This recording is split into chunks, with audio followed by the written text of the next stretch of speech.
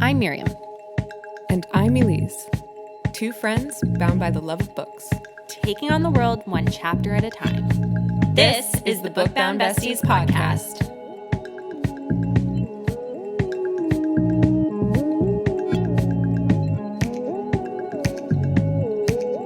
Hey, Book Bound Besties! Welcome to episode 3.5. Today we're going to be talking about Fourth Wing, chapter 9, from Xaden's perspective. And I'm really excited, but I have mixed feelings, so let's get into it. Yeah. So before we even get into it, though, and we did say it in the last episode, this week's episode, there is a spoiler in this point of view. I feel so terrible. So just to say, if it's your first read through, maybe don't do it. Yeah, like if you have not read Fourth Wing in its entirety, pause this episode, save it, finish the book, and then come back, because I messed up so bad and I feel so terrible. And Elyse was so kind, understanding, compassionate. You were just so good about it. I mean, I think that if roles were reversed, I wouldn't talk to you for a week. I was sitting in bed reading this bonus chapter, and I'm a little bit of a procrastinator, and in 2024, it is one of my goals to be better organized and not leave things to the last minute, as I, have been doing for the last 30 years of my life, and particularly towards the end of 2023, it was a really hectic end of the year. But anyway, I was sitting in bed reading this bonus chapter, and I came across the page, and I turned to Justin, my husband, and I said, I screwed up so bad. I screwed up so bad. And he was freaking out because he was worried that you'd be upset. Justin's so sweet. Whenever I kind of mess up, which is often, he kind of then gets doubly mad because he's worried about the repercussions of me messing up, not only the fact that I messed up, which is cute. Yeah. But yeah, anyway. But the worst part is I did text you. But you texted me the wrong page. No, I didn't. I really don't think I think it's so the maybe right my page, version had a different page. Yeah. Because I wrote specifically, I was like, I was not prepared for what it said on page whatever, like 50 whatever. And there was also some spice on that. That's what I was thinking you were referring to. So maybe thought that I was referring to the spice version. Don't get me wrong. It was a great chapter. There was some good spice. But I was like, okay, whatever. We'll save it for the podcast. We'll get into it later. But I was fully referring to the spoiler. Anyway, it's okay. We're good. I know. It's going to be fine. I know. It was a surprise whether it happened now or in a couple weeks. So yeah. Unlike the rest of Fourth Wing, this chapter did not have a pre-chapter blurb. Right. But honestly, who cares? Because we finally get a glimpse into Xaden's head. Yeah. And to date, chapter 9 was my favorite chapter. It was perfect. It was such a good chapter. Oh yeah. Yeah. So I was like, let's do it. Yeah. And get a glimpse into what he sees. Because he's pretty mysterious up until now, Yeah, I mean, so far, what have we seen? We've seen the interaction of the marked ones, or the meeting of the marked ones under the tree, the interaction he had with Violet after, where he's kind of still spooking her, but he is still kind of nice. We're getting mixed messages from him, and we get the times where they make eye contact and they stare each other down. So we're not too sure where he stands. Exactly. And Violet is still trying to figure him out, right? She doesn't know, and she still feels threatened, and it's just But she's into him. But she's definitely very clearly in denial, but into him. Yeah. So one thing that I'm not sure if you've noticed, and because, you've read some fantasy, but I don't know if this is a topic or a phenomenon that you've been exposed to in the fantasy that you've read, but we get an introduction to mental shields.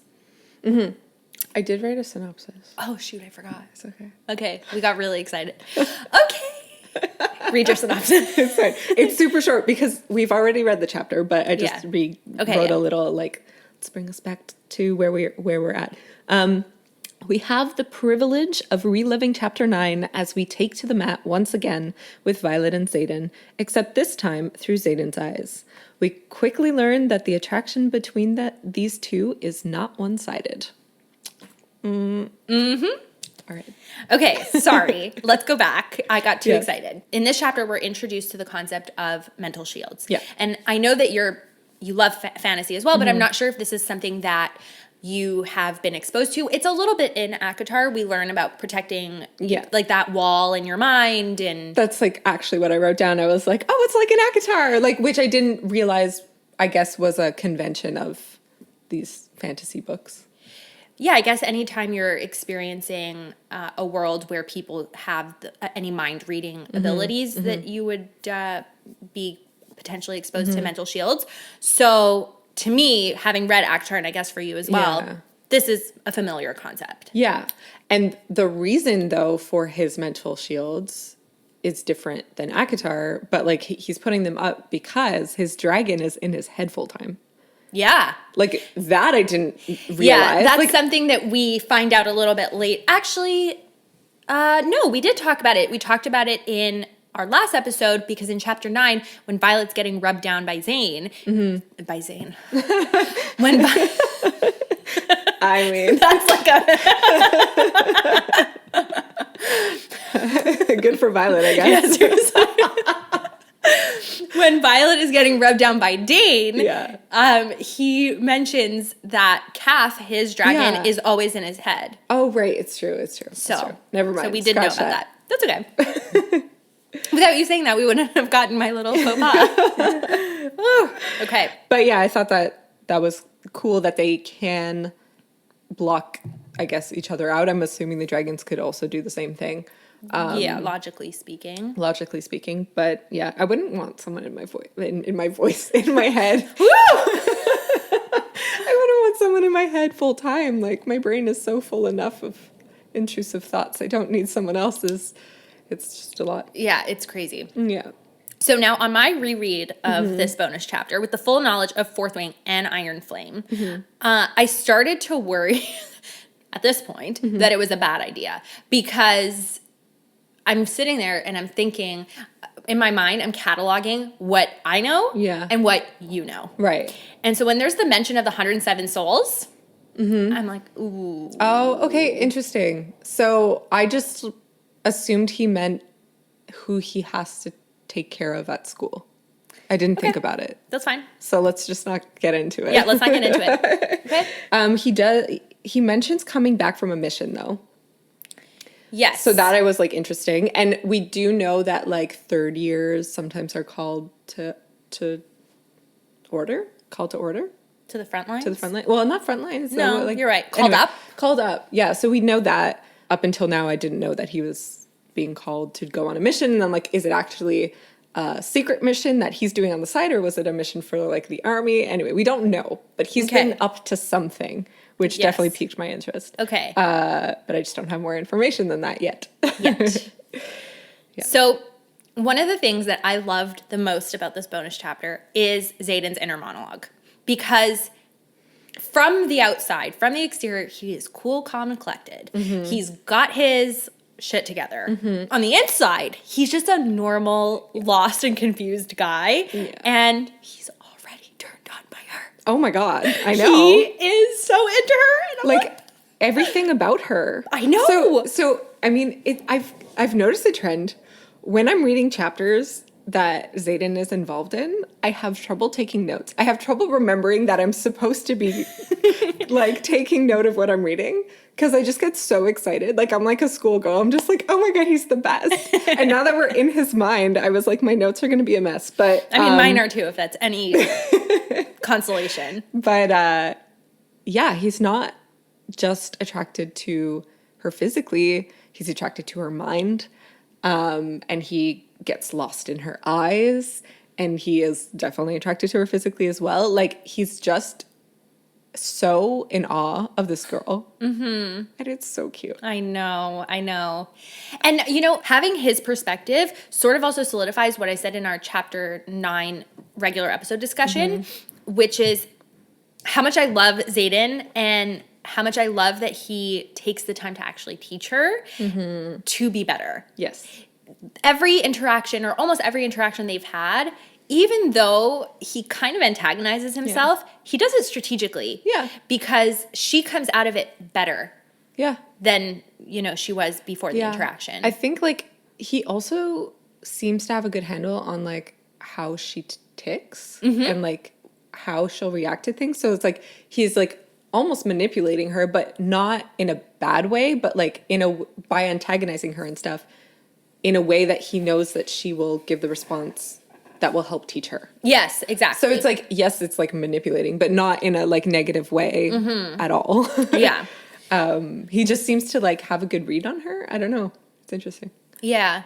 So just jumping back to what you were saying before about her eyes, if you look at the way he describes her, it very much parallels the way she describes him. I know. She talks about his eyes a lot, too. She does, but every time she always uses very descriptive, sensual language, and he calls her eyes mesmerizing. I know. I just...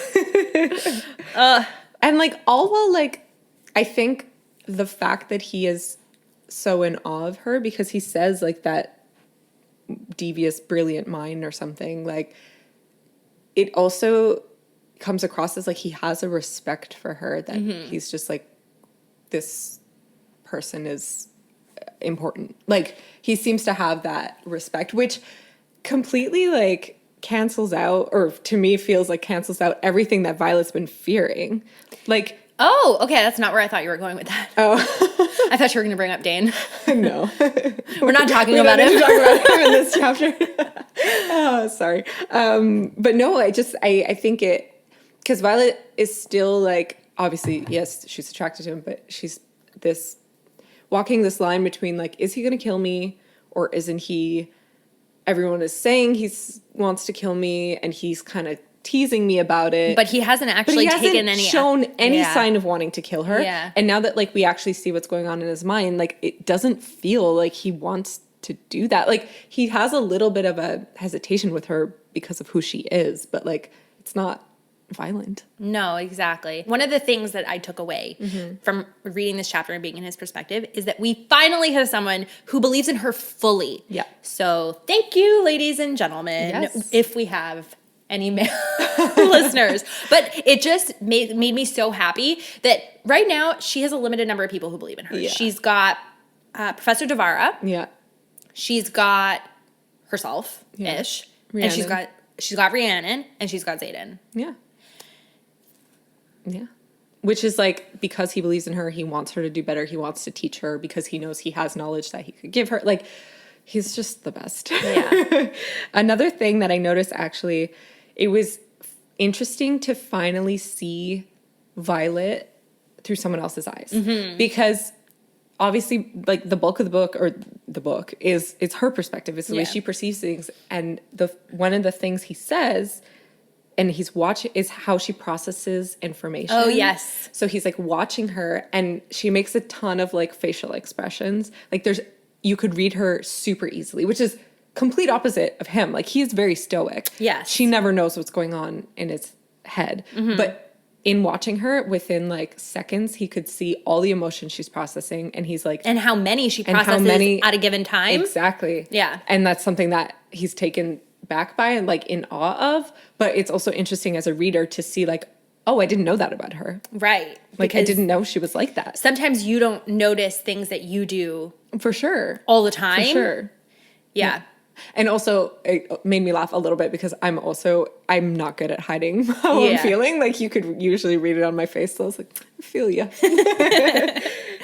I just cannot get over his internal monologue. It's just something else. He's telling himself to stop thinking about how good she smells. Like, she says the same thing. I know. You're like, oh my God, they're so into each other. Like, yeah, it's just so cute. I just love the beginnings of, this flirtation, and when two people clearly feel the same way about each other, but they're trying to play it cool and they don't know where the other person stands. And for sure, which again goes back, like, young love is very much like that. Like, it always seems like later in life when people, meeting a new person is always like awkward, and there's always that like, is there reciprocation? But I think like older people who like older couples who meet are a lot quicker to be like, this is the type of person I want. Yes. Whereas like younger, it takes that much longer to like make the connection because we're shy. Yeah, but you also don't know what you want. Yeah. You haven't had enough experience to feel confident to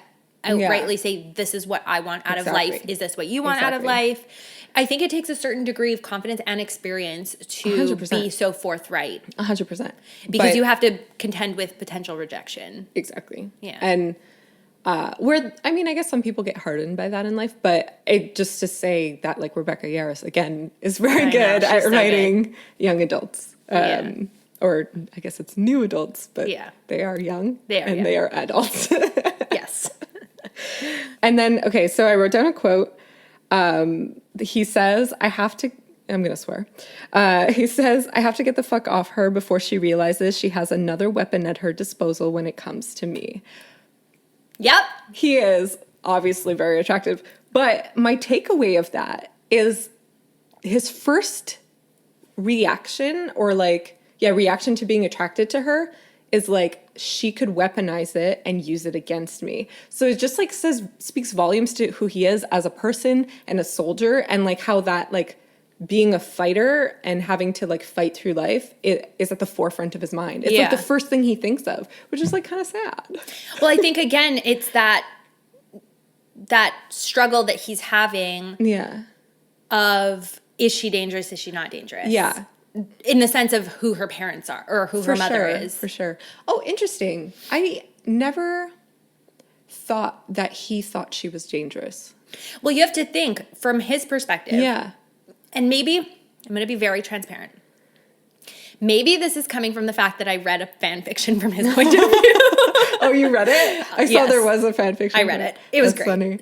Funny. But in this fan fiction, basically the Xaden that this fan fiction author, has brought to life, he is constantly trying to determine, was she planted here by her mother? Because it's clear, he could tell from the beginning that she wasn't meant to be there. So, he's thinking, is she a plant? Is she a spy for her mother? Is that why she's here? I mean, those are very good points. Yeah, but you would think that if she were a spy, she would have been better trained for more than like 6 months. Yeah. Could be all part of the ploy. I don't know. It could be. Yeah. No, I understand what you're saying. But anyway, that's kind of my thinking with his struggle about her and her role in all of this is kind of tinged by having read that fan fiction. But I just thought it was more just the way he has had to live his life constantly fighting, constantly surviving. That is just the mode he is always in. He like can't turn it off. But it's like sad that even in a situation of like potential like romance, like that's where his brain goes, and it's just like I don't know, it's sad. Well, think about it. He lost his parents, his father. Everyone he knows or grew up with also similarly met the same fate, and so he probably just has this level of insecurity about who he can trust, and for sure, becoming he's like vulnerable super and guarded. Yeah, and he's had to be his whole life. So exactly. Yeah. So another thing that really sticks out in this chapter is how much fun this guy's having. He is loving the banter. Like, as much as we love the banter, he is loving the banter. Yeah. And I loved having Sigale in his mind. All of her sassy retorts I found so great. Yeah. I'm loving the glimpse into their relationship. Yeah, it definitely made me excited to meet more dragons, and because I mean, it was kind of stated early on, I think, in Rebecca Yarros' post, even like that they have interesting personalities and stuff. But like, I'm finally seeing a glimpse of it, and I'm like, oh, I want to like meet the dragons, and I want to see who they are as people. And, soon, soon, it's coming. Soon, young one. So I feel like the fact that just coming back to the passage that you had read before about the other weapon that she has at her disposal, I feel like the fact that when they're on the ground and they're like basically in missionary. Yeah. And he shows her where to fatally injure him. I can't. Wow. That scene, I can't. Oh my God. It just so, the tension is so intense. Yeah. And like, I could just imagine him like staring down into her soul, grabbing the knife with her, and being like, this is how Never you breaking kill eye me. contact. Never breaking which eye is contact. his thing, which has now become my thing. It's really hot. Like, Yeah. it's so hot. Oh, I know. Oh my God, I know. I might have read the chapter more than once. He goes, then I lead our hands around my back, leaving myself vulnerable for the first time since I walked into this prison of a war college. Mm-hmm. I feel like this is an Easter egg for the vulnerability he's going to show to her later. Mm-hmm. Oh yeah, I'm excited for that. I mean, I like a tough bad boy, but they also have Soft to have on a the soft inside. side. Yeah, it's like looks like a cinnamon roll, is a cinnamon roll, looks like a cinnamon roll, would kill you, looks like would kill you, but would be a cinnamon roll. Yeah, exactly. Looks He looks like he would kill you, but he's a cinnamon roll. Yes. Yeah, which is like definitely preferred character type. So. Yeah, same. Yeah. So this is, again, if you did not listen to us and you stayed to listen to this part of the episode, have you said everything you want to say? Yeah, I'm perfect. lit. Yeah. So turn this off. Yeah. If we spoil this for you, this is on you. Yeah, if you haven't read the chapter and you haven't finished Fourth Wing, turn it off right now. Turn it off. Because we're about to say something Because very my pivotal. big boo-boo. So, Yeah.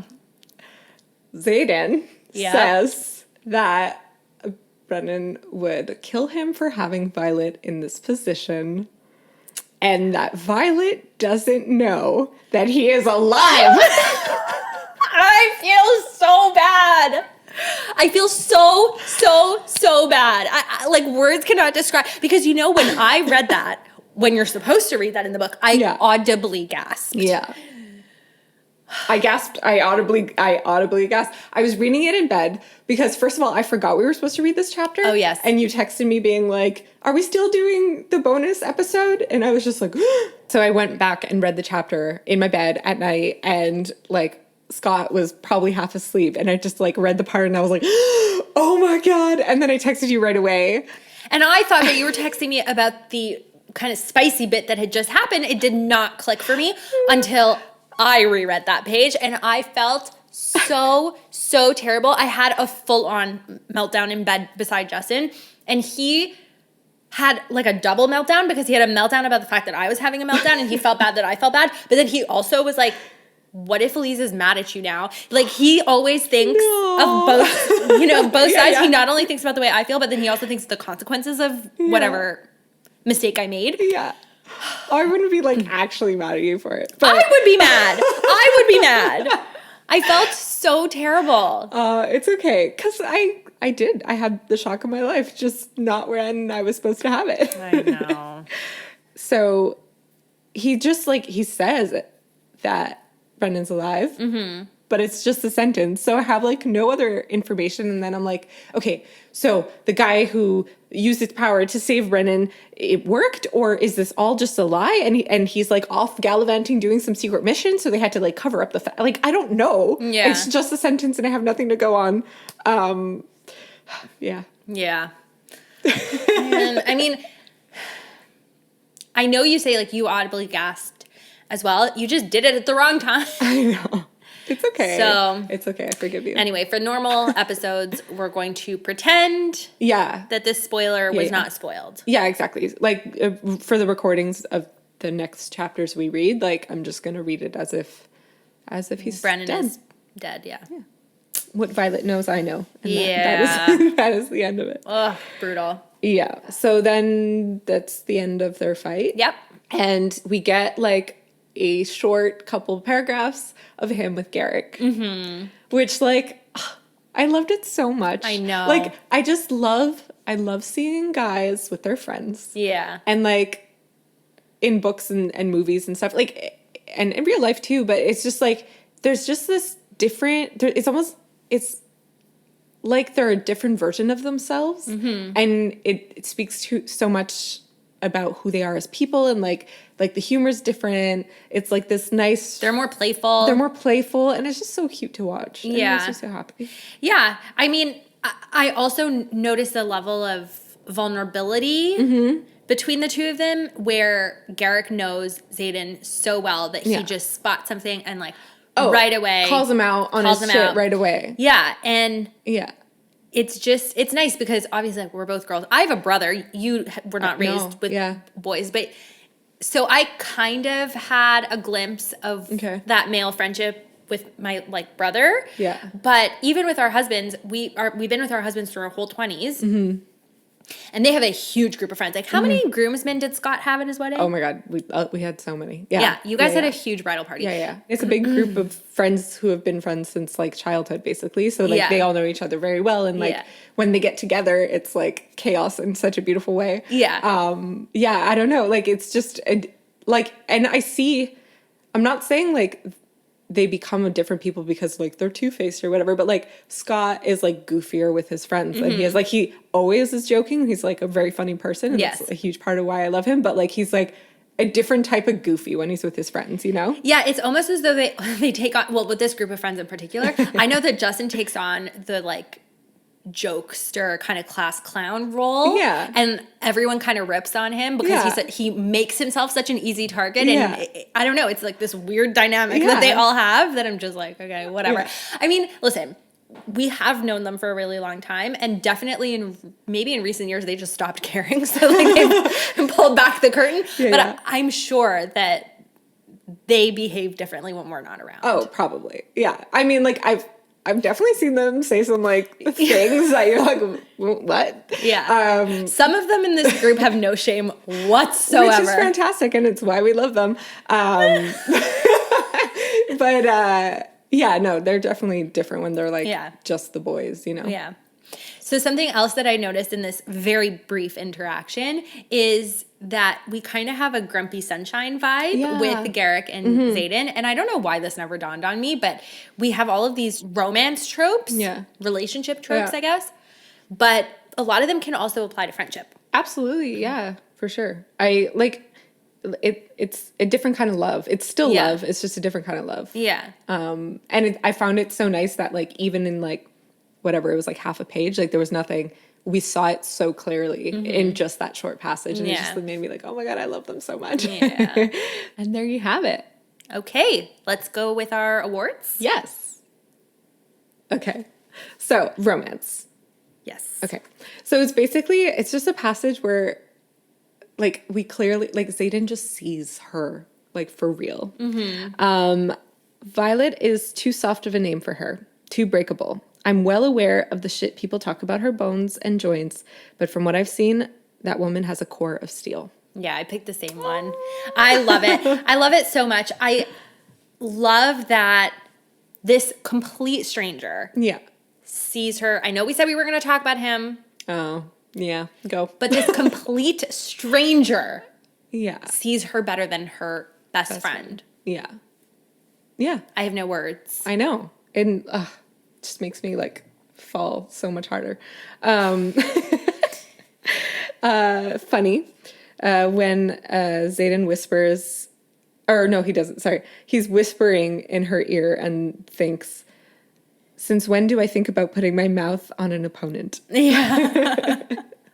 Because he's hyper aware of every way their body's touching. Yeah, for sure. And there's so many moments like that of like, he has a thought and then he's like, wait, why am I thinking about that? I should not be thinking about that. Yeah, like when do I think about that during a spar? Yeah.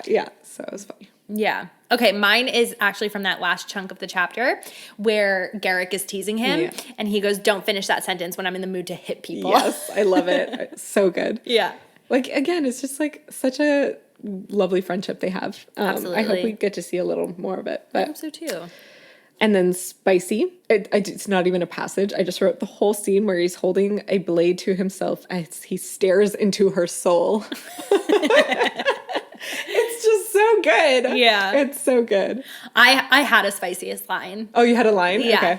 Okay. It's when he thinks, thank God she had the common sense to release my hips from the grip of her thighs because mine has fled, replaced by the urge to leave them right where they were and carry her to the nearest empty room to see just how attracted we both are. Yeah. That is spicy. That is spicy. Yes, he wants to take her to an empty room. Mm-hmm. We want you to do that too, Xaden. I know, seriously. When does it happen? It's a slow burn. All I'm saying is this book is a slow. I know, I've heard it's a slow burn. That's okay.